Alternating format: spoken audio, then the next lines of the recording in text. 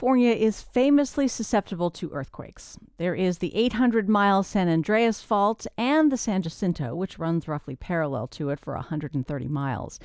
In the past, minor or moderate earthquakes have eased some built-up tension along those lines. But whole generations of adults who've spent their lives in California have never experienced a significant quake, and that adds up to an astonishing amount of seismic energy stored along those fault lines in 2026. Could the big one lie in the near future? From KERA in Dallas, this is Think. I'm Krys Boyd. Earthquakes are famously hard to predict, but my guest has been trying to learn what the potential is for a truly catastrophic California earthquake, which may be worse than any in the past, given just how populated the state is in the 21st century. And he's discovered that experts are baffled as to why there have been so few smaller quakes along the San Andreas for such a long time. Ron Lin is a reporter for the Los Angeles Times based in San Francisco, specializes in statewide earthquake safety, natural disasters, public health, and extreme weather. Among the articles he's written recently is one headlined, "The San Andreas Fault has gone ominously silent. The seismic strain worries scientists." Ron, welcome to Think. Hello. You remind us that some people refer to the San Andreas as the mother of all earthquake faults, not a comforting nickname. Is that just about its length or something else? Well, it's about a lot of things. It's about a lot of things. It's not only is it about its length, but it's also about how big of an earthquake it can cause. For example, the San Andreas Fault, because it's the state's longest fault, it can create earthquakes as large as magnitude 8.2 in the Los Angeles area. This was the same fault that caused San Francisco to burn down in the 1906 earthquake. And in 1857, we had an earthquake that was about a magnitude 7.9 that, if it happened today, it would cause widespread destruction across Southern California, the kind of quake that hasn't been seen in modern California history. A fault line, as I understand it, is just a place where tectonic plates meet, push and pull in relation to one another? Yeah, so think of what it's like. Think of California as being on the border between two giant tectonic plates. So on the side of California that has Los Angeles and Santa Barbara, you have the Pacific plate, and that's moving relatively northwest. And then on the other side of this San Andreas Fault, you have places like Las Vegas and Bakersfield, and that's moving to the southeast. And over millions and millions of years, um, uh, one side of the state is moving northwest relative to the other side. And so the thing is that right along the plate boundary, right along the San Andreas Fault, the land is stuck there. So over once every 100 years, every 200 years or so, large earthquakes strike, and that has to happen um, because that's the way things are. So in this piece, you remind us the San Andreas hasn't done much for an unusually long time for that fault. What would be considered more typical activity along the fault line? Yeah, so think about the San Andreas Fault through Los Angeles County. We have these mountains just north of the city. And usually there are earthquakes there every 100 to 150 years based off of what we know over the past 1,000 years. But if you look at what has happened, the last big earthquake hasn't occurred in LA County on the San Andreas in the last 169 years. And so, when scientists think, when they spitball and they think what earthquake fault would be one of the more likely ones to rupture in our lifetime, they think the San Andreas would be one of them. In fact, they would say that they wouldn't be surprised if a big earthquake happened on the San Andreas Fault sometime soon. So just so we're clear here, and full disclosure, the only C I made in college was in geology, so I appreciate you explaining all this to me in a really clear way. Not much has happened along the San Andreas Fault for a long time, but it is still a very active fault, right? I know some fault lines are considered not active. That's not the case here. Yeah, I mean, actually, the San Andreas is considered one of the fastest moving faults in California. It's one of the faults that are among the most concerning to California. In fact, if you look at satellite data and you can actually see from GPS data how parts of California are moving to the northwest and the other parts of California are moving to the southeast. In fact, Some of your listeners may be aware of the Pinnacles National Park.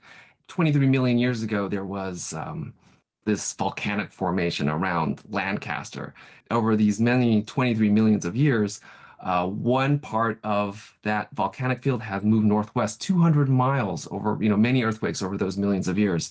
And that just shows the power of the San Andreas Fault.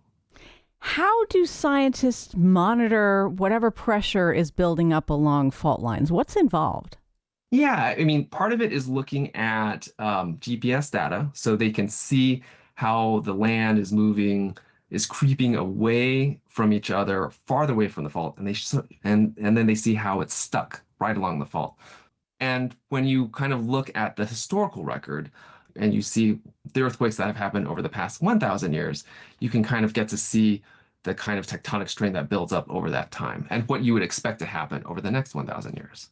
Why is it so challenging, even in the 21st century, to predict when earthquakes will happen? Like, I live in Texas. Tornadoes are a real problem here. We can sort of spot them from a distance. We know the weather patterns that are likely to spawn them. Earthquakes are not quite as easy to spot. Yeah, and I think part of the reason is that earthquakes happen all the time, right? Think of there are 2.0 quakes, 3.0 quakes, 4.0 quakes, and they don't usually generate a lot of attention. One of the problems, though, is that while we can detect earthquakes as they happen, there's no way to figure out when they're going to be the big quakes in urban areas that are going to cause a lot of problems. And so there's no real way to predict earthquakes. I mean, we've scientists have spent generations trying to figure it out, but there's no way to kind of figure out if they'll develop into the big, scary quake that'll take down an entire city. Have you ever been in a big, scary quake of any kind anywhere? I have been. In fact, it happened on my seventh birthday. I was I was actually on the phone with my cousin, who was wishing me a happy birthday, and I was up in the San Francisco Bay Area, and then I felt this immense shaking. And my mom said, "It's an earthquake," and then we, went down and held for cover, and it was the scariest thing I've ever felt in my life.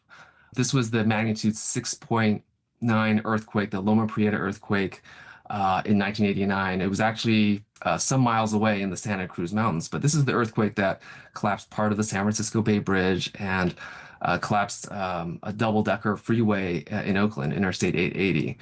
And there is nothing like the experience of just being jolted in a way where you just don't know when the shaking is going to end. And, one of the things that you think about, you feel that land is going to be solid for, all the time. And feeling that shaking is something that is immensely rattling. At least with tornadoes and with hurricanes, usually there is some amount of warning, through the National Weather Service, but there's nothing like that for earthquakes other than maybe a few seconds of warning through earthquake early warning systems. Do you think your experience shaped the sort of emphasis you wanted to have in your reporting career? Yeah, most definitely. I remember in the days after that earthquake in 1989 that I was just really fascinated by how this event could cause such destruction. And I remember, listening to the TV and reading news reports about how, earthquakes. I remember reading about how the soft soils were a factor in how much destruction there were in certain parts of the San Francisco Bay Area. And then later on, as I became a reporter, one of the things that came about was that, there were also structural flaws in the freeway that just weren't, paid attention to enough, back then. And even though officials knew that that there were structural issues, they hadn't finished all of the structural retrofits in time, and so it was incredible to me that one of the earthquakes are one of those things where because they don't necessarily happen all the time, it's easy to kind of put them out of mind. With hurricanes, because they happen so frequently, I think people have this idea that like, okay, this hurricane is coming. Um, in a few weeks or in a few hours or a few days from now, that's enough time to get the house ready. But with earthquakes, because they may not happen in a significant way in everyone's lifetime, it might be easy to put it out of sight, put it out of mind. And one of the things that I wanted to do is be able to show people that like, well, the earthquakes are going to come, and it's not necessarily just you don't necessarily need to only think of it as an act of God, and there's nothing you can do about it. There are actually a lot of things that you can do about it, whether it be to figure out if your building, your home, your business is at risk of collapse in an earthquake, and there are measurable steps that you can take from it. And so part of my career is trying to get people to realize that, these natural disasters, you can prepare for them. There's a lot of human ingenuity that can go into preparing for these kinds of disasters. Is it your sense that a lot of Californians are pretty complacent about major earthquakes today? Oh, definitely. And in fact, one of the most common questions that I get, are, will an earthquake happen? There's this one of the most common tropes that you'll often hear about uh, can small quakes relieve pressure to avoid a big quake? And that's no. I mean, earthquakes are such a powerful force in the state, right? Think about what makes California California. You have these mountains where we can ski and snowboard off of. You can surf in the same day. And so as you can surf in the same day as you can snowboard if you really wanted to. And all of that is a factor of the same tectonic forces that create earthquakes. We can credit the gold rush to those same tectonic forces. Like gold was deposited from the same forces that create earthquakes. The reason why we have the Central Valley, the nation's most prolific, provider of our fruits and vegetables, the reason why it's there and it's so productive is, essentially from the same forces that cause earthquakes. So it's part of the bargain of living in California. And it's better for everyone to kind of realize that like earthquakes are just part of why we're here and part of what makes California special. And coming to that realization that earthquakes are what makes California California. I think that's a helpful tactic to take because, there are people who will say, oh my goodness, when they hear about the prospect of earthquakes, they might think, gosh, I should just get out of here. I should just move out. And I'm thinking, well, you could, but, if humanity has enough ingenuity to get, people on the moon, we actually also have the ingenuity to help make our homes, our water lines, our infrastructure much more solid to prevent a natural disaster from becoming a catastrophe. Ron, you have the sentence the San Andreas appears to be locked, loaded, and inevitable. That is an excellent sentence for a writer. It's kind of a terrifying sentence for a human being. What sort of earthquake do researchers think will happen along the San Andreas when the fault finally slips? Yeah, so one of the things that scientists have all been waiting for is this massive, massive earthquake on the San Andreas. So, and it's not something that has been seen in historical times, something that hasn't been seen in recorded history, at least since the 1857 magnitude 7.8 earthquake in Southern California. Now, at that time, um, Southern California wasn't much there, right? There wasn't much infrastructure, no scary concrete buildings, no skyscrapers, and so there wasn't much damage or deaths as a result of that earthquake. But we know that before the Civil War there was a magnitude 7.8, 7.9 earthquake, and so if it happened then, it's going to happen again soon. And so one of the earthquake scenarios that scientists have for decades been talking about and imagining what could happen is a magnitude 7.9 earthquake. Perhaps it might start near the Mexican border, around the Salton Sea, and then push northwest. So, and this is not just, in a lot of earthquake maps, you might see a little dot showing the epicenter in concentric circles. And so it creates this idea that earthquakes just happen at a point, and emanate from that. But in reality, it not only starts there, but then it travels on a fault, and in Southern California, it can travel for hundreds of miles. So think about the San Andreas Fault in red, starting from the Salton Sea and then going through Palm Springs and San Bernardino and into the mountains north of Los Angeles County. And so a quake like that, it's going to cause extreme violent shaking over in a way that hasn't been seen in modern times. So maybe 5, 6 counties all seeing violent shaking nearly simultaneously, whereas in the quakes that we were more familiar with, like in 1994, there was a magnitude 6.7 earthquake in the San Fernando Valley, the Northridge earthquake. That only caused violent shaking in just a small part of Los Angeles County, and that allowed people from other counties to kind of help out Los Angeles. But in such a big scenario, in a supersized quake, everyone's going to be all impacted at the same time, and so there's not going to be as much help for everybody to help everybody else. Okay, help me understand the magnitude thing. I mean, first of all, how is anybody able to estimate that 1857 earthquake was somewhere around magnitude 7.8? There weren't really sophisticated instruments at the time, right? Yeah, and so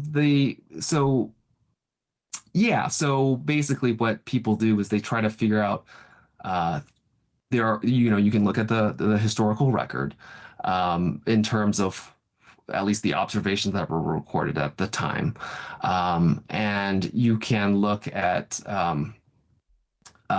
damage reports. I mean, there were some towns in that area, and so that's kind of how scientists try to estimate what the magnitude was like back then. You can also dig to see, trenches, right? And you can see the fault offset. So one side of the fault is going to lurch, you know, in one direction compared to the other side. A famous example of this, in the 1906 earthquake, in San Francisco, is a fence that straddled the San Andreas Fault northwest of San Francisco, and the fence was straight before the earthquake, and then and then the fence was offset by a number of, I think, feet away from each other after the earthquake, and so that just shows the power of that, and that's kind of how you can kind of start to estimate the magnitude.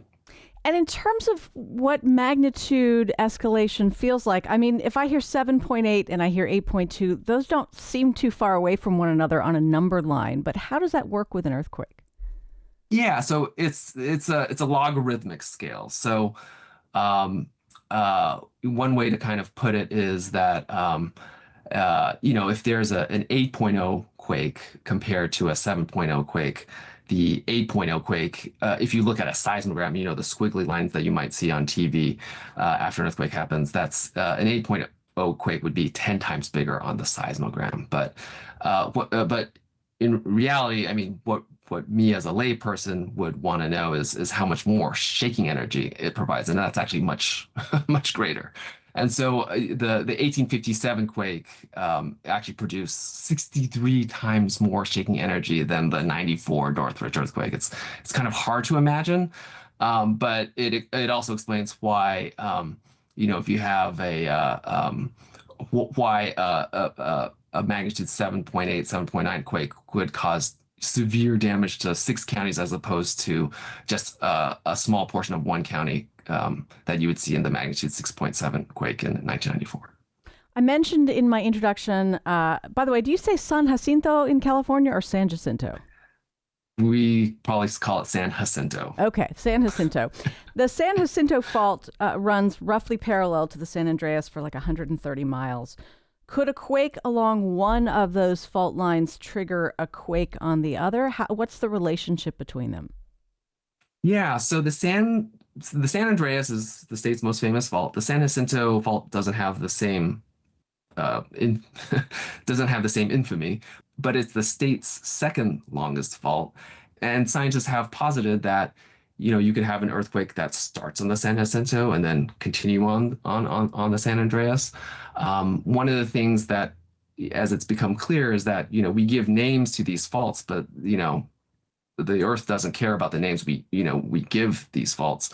We now know that an earthquake can start on one fault and then go on to another fault. You write in the piece that a quake of 7.8 magnitude or greater along the southern part of the San Andreas has been estimated to potentially result in 1,800 deaths. Is the greatest danger in California from being injured by like some kind of building failure? Actually, the one of the biggest threats is fire following earthquake. And in fact, I think that the estimate is that 900 of those deaths could be caused by fire following earthquake. Remember in 1906, the Great San Francisco earthquake, water lines were smashed, and there was a lot of flammable buildings everywhere. However, building collapses would be a big contributor to the death toll, and so there are a number of buildings that are at risk. One of the deadliest types of buildings is a building type that's so hazardous that this type of construction has been banned for about a century. Yet a lot of these buildings still exist. Some cities have dealt with them, but some haven't. And these are brick buildings. These are old brick buildings built before the 1930s. There's no reinforcement, and so when shaken during an earthquake, basically the mortar between the individual bricks, it basically turns into sand, and so the bricks can come flying down. If you have a brick building that's a few stories tall, the bricks turn into cannonballs, and so they can crash onto sidewalks. They can crash into the middle of the street, and it's a lot of force. I mean, in earthquakes that we've seen in New Zealand, for example, these earthquakes can crush whole buses. In the San Francisco earthquake in 1989, a number of people died. They were just, trying to get in their cars, getting home, and they were working just outside of a brick building. These bricks came tumbling down off of the fourth floor, crushed cars, and a number of people died. One of the things that I'm super worried about is in this area east of LA. It's called the Inland Empire. We're talking about San Bernardino and Riverside counties.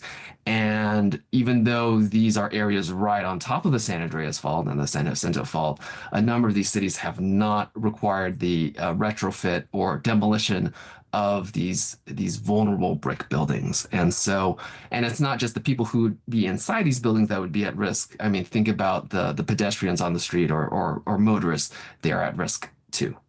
There are other two types of buildings that keep me awake at night, literally. They're actually three. There are tall concrete buildings and buildings built, maybe before the 1970s. These are concrete buildings, but until the 1970s, there was a flaw that was discovered in the 1970s where there wasn't enough steel reinforcement. And so in an earthquake, what can happen is that if without enough steel rebar, the concrete inside these columns essentially explode. So anytime you see these horrific earthquake deaths in places like Venezuela and in Turkey in recent years, and you see these mounds of concrete and collapsed buildings, those are these brittle concrete buildings, technically called non-ductile concrete buildings. There are a few cities in LA. There are a few cities in LA County, like the city of Los Angeles, that have required these buildings to be retrofitted, but they set a lengthy deadline to get them done. And there are a number of cities that haven't required these buildings to be retrofitted. So that's something that we're looking at.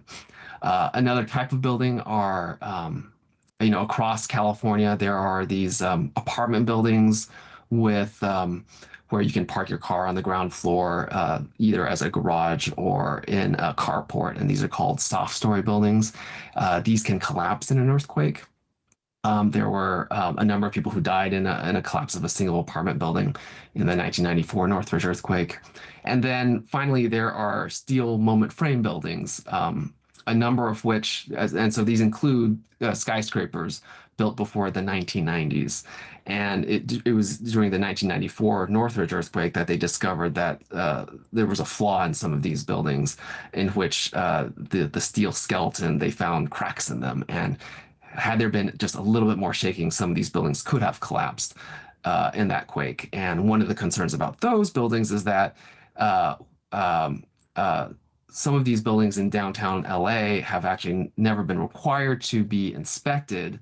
And so if they haven't been required to be inspected, there has been no order to get them repaired or retrofitted. So again, I live in a part of the country where people are not generally crazy about regulation. It does seem surprising that people in every municipality that you mentioned aren't clamoring for these requirements just for their own safety. But I gather even a retrofit is very expensive to make buildings less susceptible to earthquake damage.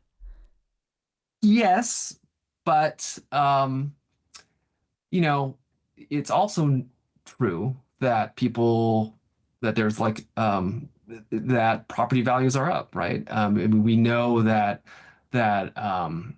one of the crises in California is the housing shortage and soaring rents. But that also means that property owners, especially if they've held a property over many decades, they've seen considerable appreciation in the value of their apartments, and that gives them the equity to invest in a retrofit.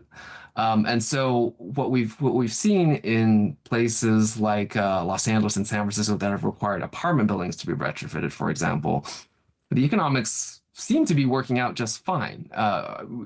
In fact, if you look at San Francisco apartment building retrofits, they implemented a retrofit law 10 years ago, I think. And compliance is now like upwards of, is really high. They're basically almost all done.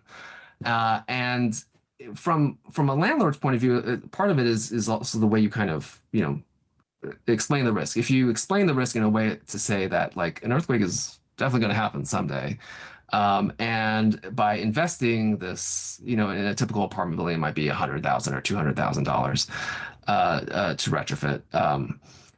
If you do this investment now, that means when the earthquake happens, you're gonna, your tenants are gonna live, and the rent checks are gonna still keep on flowing. It's actually economically a very sound argument to make, but it's only an economically sound argument to make if you're convinced and you know that the earthquake is going to come someday, and you have a vulnerability that needs to be addressed.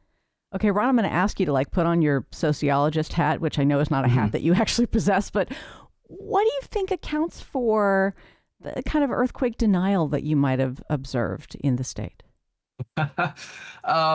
What accounts for the earthquake denial? I think it has in part to do with the fact that it doesn't happen all that often. I mean, we actually haven't had a big earthquake in terms of hitting a major urban city since the 1994 Northridge earthquake. So that's more than 30 years ago. We have a whole generation of Generation Z, Generation Alpha, that have never experienced a big earthquake that has happened like in like a big city like San Francisco or Los Angeles in their whole lifetime, right?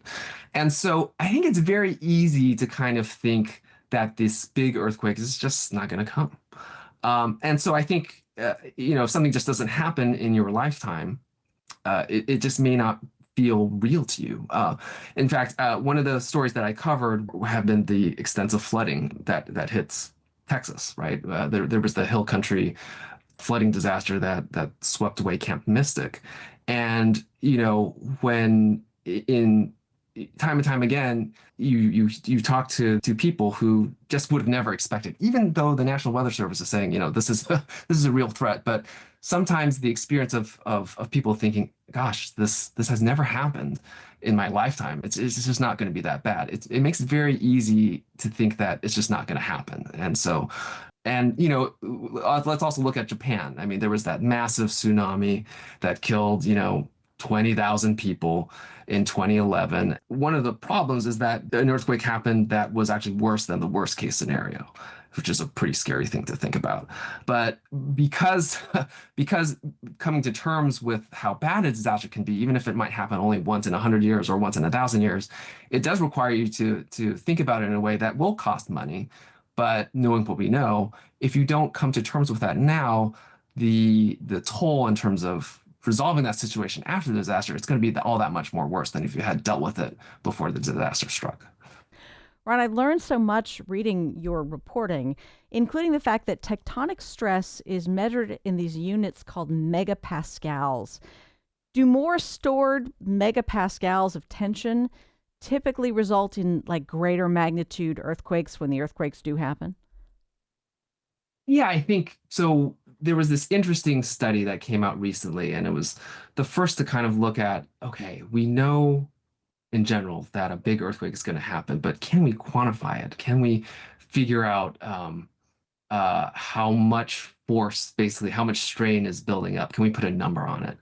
And so what they found was is that along certain parts of the San Andreas and San Jacinto faults, there has been right now we are seeing the most amount of seismic strain than we've ever seen before in the past 1,000 years. And so there's this idea that, for example, along the San Andreas Fault in Los Angeles County, the current tectonic stress is 2.8 megapascals, and that surpasses the previous calculated highs of 2.7 before these big quakes in around the year 1500 and around the year 1700. So what does that mean? Well, that basically means that strain is pretty high, and if you think about having a little toothpick and trying to break it, it's what we would all kind of imagine is that it would not be terribly surprising for that toothpick to break, and that break in that toothpick would be an earthquake. And so one of the takeaways from this calculation is that, hey, it wouldn't be surprising if this big earthquake that hasn't happened in 169 years for it to happen again. What are the current hypotheses about why so much unrelieved stress has built up? Why there haven't been quakes along the way for some time? Yeah, it's a little bit of a mystery, and we used to talk about quakes as are we overdue for an earthquake? Is it like you know are we 10 months pregnant? Right. It's got to happen And sometime. right. And so lately they've been saying, well, don't say that, right? Like a baby is definitely going to come, at a certain point. But the thing is with earthquakes, we have an average, right? So we know that in LA County, there's a big earthquake on the San Andreas Fault every 100 to 150 years, right? But it's also not unheard of, based off of what we know, that there might be gaps of as long as 200 years, between big earthquakes, and we're now at 169 years since the last earthquake. So it's not like unprecedented for us to be in this situation. Closer to the Mexican border, there is one possible theory. There's people might know of this big lake near the Mexican border called the Salton Sea, and it was most recently filled up uh, um, in this canal flooding disaster about a century ago. But what people may not be aware of is that there was actually a much larger ancient lake called Lake Cahuilla. And over many millennia, it would fill up and then dry out and fill up and dry out.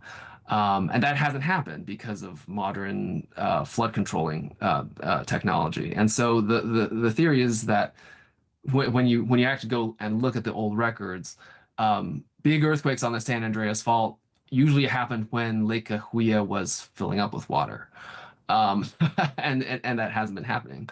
Now, does that mean that if we just don't fill up the Salton Sea and have it flood to the extent that it did when it was Lake Cahuilla way back when, that we can just avoid a big one on the San Andreas Fault? No. The tectonic strain is still going to build up over time, and it just might delay a big one from hitting the San Andreas in Southern California, but it's not going to prevent it from happening. Besides trying to get buildings up to code wherever that's possible, talk us through what effective earthquake preparation entails. Like, what sort of local, state, and federal planning goes into this? Yeah, so cities have the primary responsibility for requiring retrofits if they choose to do it. So, uh, LA, for example, in the 1980s, they said, hey, brick buildings are killers. We're gonna create a list of these buildings, and um, within a certain deadline, you're either gonna have to retrofit them or demolish them. And if you don't do it, then we'll come at you with some kind of uh, uh, a stick to get you to do it. And that was effective. In fact, that law is probably a major reason why no one died from a brick building collapse in the 1994 Northridge earthquake.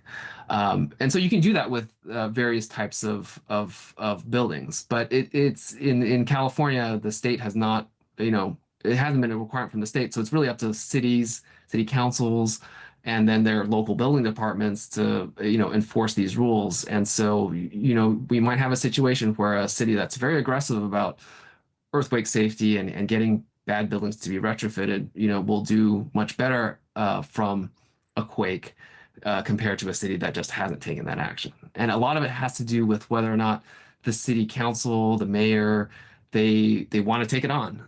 It's a thing that they don't have to do, and it's not like they're going to get any. They may not necessarily get any political benefit immediately, but in a lot of these cities that have required these retrofits, they just feel like, hey, if we're thinking about how to keep our city livable and economically viable after a big earthquake, these politicians say that, hey, that's the right thing to do. President Trump has talked about downgrading the role of FEMA and directing state and local governments to take a greater role in disaster response and recovery with some money from the federal government. How do earthquake planning officials in California feel about that possibility? Yeah, I mean, one of the things that causes a lot of concern is our federal threats to getting rid of federal money for earthquake safety programs. I mean, there's a lot of money that can go to helping cities figure out this earthquake safety problem. Cities have applied for grants, for example, get to help them get started on trying to figure out, local laws to try to get their bad buildings retrofitted. Um, and, federal oversight has been very helpful for getting California's and the West Coast earthquake early warning system uh, to get online. This is a system where you can download an app, where it's actually automatically installed if you have an Android phone, and it can give you an earthquake warning of a few seconds, depending on where you are, that earthquake shaking is coming in. And so there is some anxiety among a lot of earthquake safety advocates and a lot of scientists if federal funding for earthquake safety programs is allowed to lapse. What do you do with a few seconds of warning that an earthquake is coming? Are you supposed to run outside or get under a table? What do you do? So a lot. I remember the first time I got the my earthquake early safety warning, I complete panicked. My heart rate went up, and it was very worrisome. But you get a little bit more of them, and then it feels a little bit better. But what can you do? Well, one, you know it's an earthquake. Mm, And that's really helpful to know. yeah. And so it's not, you don't have to spare a few seconds to think, what do I do? So if you get the alert, you have this idea, oh, an earthquake might be coming, and then you can get under a desk, right, and take shelter. It provides a lot of help if you're on a construction site, maybe on some kind of ledge. If you're in the dentist's office and the Mm. dentist is drilling into your teeth, Whew. it gives the dentist a few moments to take his or her hands out of your mouth. There's a bunch of benefits. Even in fire stations, there are some fire stations that have automatically equipped their their garages to be hooked up to the earthquake early warning system, and that gives them enough time to raise up the garage doors so their fire engines don't get stuck if there's damage to the fire station in an earthquake. And I'm really curious about the recent earthquakes in Venezuela and the Mhm. lessons that disaster planners in California, just residents of California, might have taken from those quakes. Yeah, I think, I mean, the Venezuela quakes are really a reminder of what can happen don't if you don't take earthquakes seriously.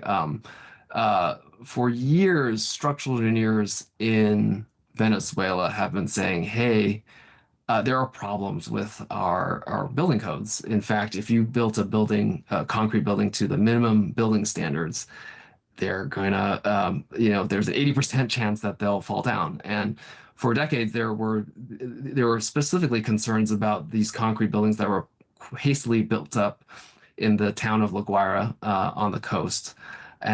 And lo and behold, 80% of the buildings in that city came tumbling down. And so it's just a reminder that, for cities that just haven't done much on earthquake safety, that the know-how is out there in terms of what to do and how to get it done. The question is if there's enough political will to get it done. One place that I worry about is San Francisco. It has a lot of these brittle concrete buildings. We've been talking about this issue for decades now, and they are making efforts to address it, but they also there's no law right now requiring vulnerable concrete buildings to be retrofitted in San Francisco, and so that is something that worries me. Ron, what does earthquake preparation look like from the perspective of like an individual or a family? What are you supposed to keep on hand and do in case of emergency? Yeah, so one of the things that you can do is just look around your home, look around your apartment, look around your office. Are there bookshelves that are not bolted to the wall? Can you put a bungee cord around the front of a bookshelf to keep the books from falling down? These are things that you can do, very easy, cheap things you can buy at a hardware store to keep your bookcase from tumbling over your pet or your toddler in an earthquake. Do you have any kind of glass frames over the bed? That's a big no-no. Do you have a pair of shoes, on your near your bed so that you can, put your shoes or slippers on so you don't slice up your feet, walking down the hallway to get to your kid. Those are just some of the a few very simple things that you can easily accomplish in just a few hours that will make you all that more prepared, so you don't have to go to the emergency room after an earthquake. The other things are, making sure you have enough food and water. Do you have maybe at least have a gallon of water per person per day for maybe 3 days after an earthquake, ideally up to 14 days, but whatever you can do, and make sure you have enough, food, medicine, and water. And the other thing that has also been helpful is just kind of talking to your neighbors, uh, thinking about a plan of action to, check in on your family members, your neighbors, because we're all going to be on our own in the first few days of a big quake. Mm. You sound like a really well adjusted guy, and there is nothing like having good, solid information to sort of set your mind at ease. But I am curious about how, given your focus on earthquakes because of your job, how you live with the day to day possibility that, like, the big one could be 20 years from now or theoretically at any moment. Yeah, I actually think about it every day, Do you? right? When I get up to go leave the house, I more often than not, bring my laptop because I'm like, what if the earthquake happens right now? And so, but it is something that you have to think about like all the time, right? I mean, and especially in places, and it's something to think about, if you're a parent and the earthquake happens when you're at work and you have to go pick up your kid, What kind of backup plan do you have? Those are things that people really should be thinking about all the time. But it's actually good to have a little bit of stress in thinking about it, because just that little bit of stress and a little bit of fear, it is a reason to get prepared and to kind of think about it. Um, it's something where you don't want to have your head in the sand, so that you just never think about it and then you're completely caught flat-footed when the big one hits. Ron Lin is a reporter for the Los Angeles Times based in San Francisco. He specializes in statewide earthquake safety, natural disasters, public health, and extreme weather. You can find his reporting at the LA Times. Ron, thank you so much for sharing your reporting with us. Sure thing. Think is distributed by PRX, the Public Radio Exchange. Again, I'm Krys Boyd. Thanks for listening. Have a great day.